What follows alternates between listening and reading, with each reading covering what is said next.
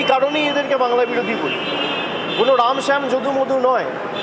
যে উপাধি কবিগুরু রবীন্দ্রনাথ ঠাকুর দিয়েছিল সেই উপাধি কেড়ে নিয়ে নিজেদের ইচ্ছামতো নাম বদল করে রাজ্যের টাকা আটকে রেখে জোর জবরদস্তি করে 2,64,65,00,000 জব কার্ড হোল্ডারকে বঞ্চিত করা।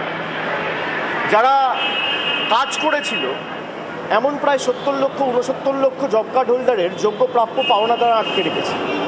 প্রায় 2 বছর 2.5 বছর পর রাজ্য সরকার নিজের কোষাগার থেকে ডাইরেক্ট ব্যাংক ট্রান্সফার করে তাদের যোগ্য টাকা 2024 ফেব্রুয়ারি মাসে তাদের ব্যাংক অ্যাকাউন্টে পৌঁছে দিয়েছে।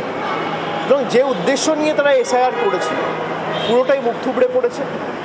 এবং বিজেপির যদি ক্ষমতা থাকে তাহলে ইলেকশন কমিশনের কাছে তো অনেকবার যা একটা চিঠি লিখে যাদের নাম তালিকা থেকে বাদ গেছে সে তালিকাটা প্রকাশ করুক, এবং সীমান্তবর্তী এলাকায় কাদের কাদের নাম বাদ গেছে তালিকা প্রকাশ করে, বিহারেও তো তালিকা প্রকাশ করতে পারে।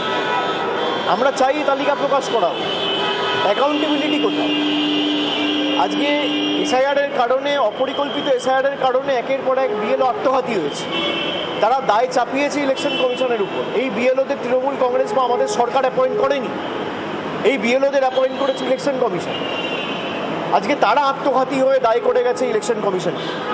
এই অপরিকল্পিত এবং কোনোরকমভাবে কোনো আলোচনা না করে হঠাৎ করে 2 বছরের এসআইআরের কাজ আমি 2 মাসে সম্পূর্ণ করব বলে জোর জবরদস্তি মানুষের ঘাড়ে এসআইআর চাপিয়ে দিয়ে মানুষ বেছে নেওয়া কে ভোট দেবে, আর ভোটাধিকার খর্ব করে, মৌলিক অধিকার খর্ব করে আমার রাজনৈতিক স্বার্থ চরিতার্থ করার যে নির্লজ্জ ষড়যন্ত্র এবং পরিকল্পনা, তার যোগ্য জবাব মানুষ আগামী দিন দেবে।